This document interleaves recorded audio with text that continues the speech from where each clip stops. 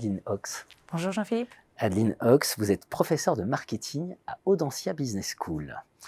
Vous êtes co-auteur avec Siem Dekili et Aurélie Merle de Marketing durable, édition Pearson. Marketing durable, déjà, spontanément, on se dit que ce sont deux mots qui ne vont pas ensemble. On a tout de suite en tête obsolescence programmée, etc., et le marketing qui doit sans cesse stimuler des désirs. Et vous nous dites, il y a un oxymore là, on va le faire travailler cet oxymore, le marketing durable.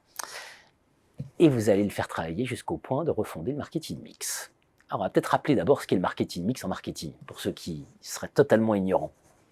Alors, le marketing mix, c'est 4 dimensions dans le marketing, qu'on appelle les 4 P aussi. Oui. Le produit, le prix, la communication et la distribution. Voilà, communication et promotion et distribution pour les 4 P. Finalement, la thèse de l'ouvrage, c'est que le marketing peut être mis au service de la durabilité. Et quand on le met au service de la durabilité, ça suppose sur chacune de ces 4 dimensions de faire évoluer notre représentation de ces dimensions. Alors, première dimension, on y va, le produit. Le produit qui est le cœur du réacteur, qui est effectivement la priorité à travailler pour intégrer les enjeux de la transition écologique et sociale. Donc, on peut mobiliser un outil qui s'appelle l'analyse du cycle de vie, l'ACV, qui permet de considérer l'ensemble des impacts environnementaux et sociaux sur la totalité du cycle de vie du produit, de l'extraction des ressources jusqu'à sa fin de vie. Prenons l'exemple du smartphone. On sait, dans le cadre d'une ACV environnementale, que l'impact majeur se situe autour de l'utilisation et l'extraction des ressources.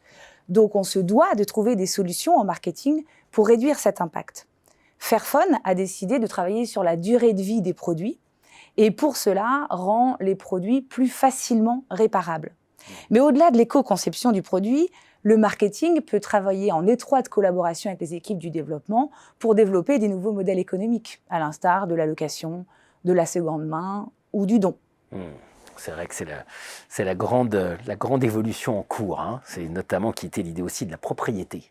Voilà. Deuxième point, vous nous dites, il faut un prix juste, il faut une distribution durable. Voilà. Les 2 autres dimensions, le prix et la distribution, sont extrêmement importants pour assurer une démarche à la fois globale et cohérente, mais aussi maintenir l'attractivité du produit. Donc au niveau du prix, une question centrale qui se pose, c'est qu'est-ce qu'un prix juste ?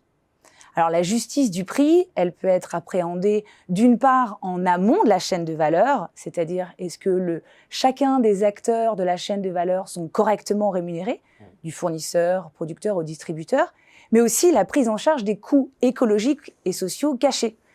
Par exemple, le coût de la dégradation des sols suite à l'utilisation intensive du coton. Le prix juste, c'est aussi en aval de la chaîne de valeur, c'est-à-dire est-ce que le consommateur considère que c'est un prix juste ? Dans ce cadre-là, les notions de traçabilité, de transparence, d'honnêteté sont extrêmement importantes.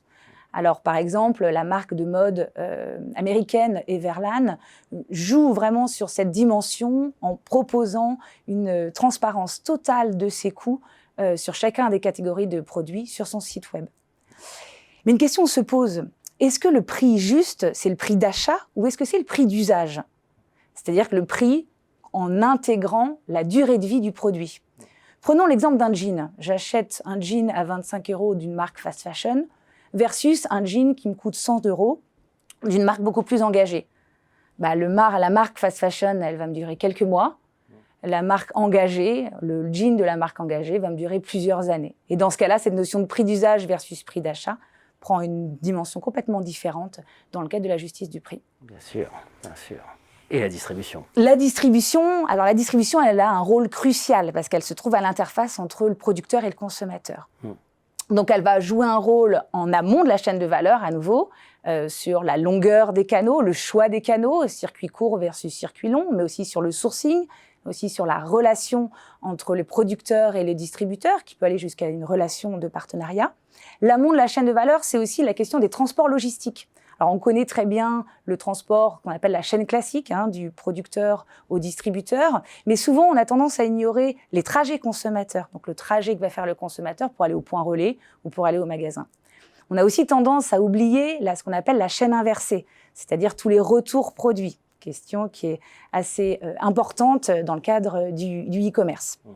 En amont de la chaîne de valeur, le distributeur bénéficie d'une position cruciale aussi, puisqu'il a un outil avec lui, qui est le magasin d'une part, ou le site du e-commerce, et c'est un formidable levier pour inciter les consommateurs à privilégier des produits plus éco-responsables, soit en valorisant ces produits sur le parcours d'achat, soit en choisissant son assortiment. Par exemple, il peut opérer ce qu'on appelle le choice editing, qui est de supprimer de son assortiment des produits jugés polluants. C'est ce qu'a fait notamment Botanique en décidant de supprimer la totalité des produits pesticides dans son assortiment. C'est extrêmement intéressant. C'est un vrai changement de paradigme. Le dernier, c'est la communication, évidemment. C'est fini le greenwashing, là. En gros, c'est ce que vous nous dites. Exactement. Alors la communication, voilà, tout à fait. Alors la communication responsable, elle doit être efficace non seulement pour éviter le greenwashing, mais aussi pour contribuer à développer des nouveaux imaginaires et pour inciter vers des pratiques plus durables. Donc effectivement, dans un premier temps, il faut éviter le greenwashing.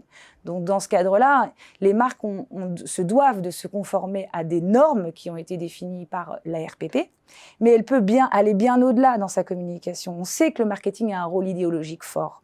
Donc le marketing pourrait aussi utiliser son rôle idéologique pour promouvoir des nouveaux imaginaires.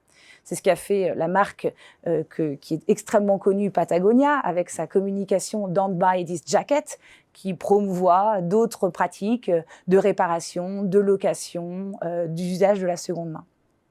Mais au-delà de ça, la communication, elle est confrontée à un enjeu de crédibilité, puisqu'on voit que les consommateurs sont de plus en plus sceptiques face à des communications responsables. Et dans ce cadre-là, la communication a un vrai enjeu de s'appuyer sur un certain nombre de dimensions pour assurer sa crédibilité. Alors ces dimensions, ça peut être la preuve, apporter des preuves à la fois tangibles mais compréhensibles pour le consommateur, d'être transparent dans ses actions et dans ses prix, faire preuve d'humilité sur ses actions, mais aussi apporter un certain nombre de crédibilité sur la source de son information, et notamment une source qui est externe à la marque. Quand le marketing n'est plus le problème mais devient la solution, parce qu'on peut construire des imaginaires désirables, voilà, cohérents avec la question du durable. Marketing durable, édition Pearson. Merci beaucoup à vous. Merci Jean-Philippe.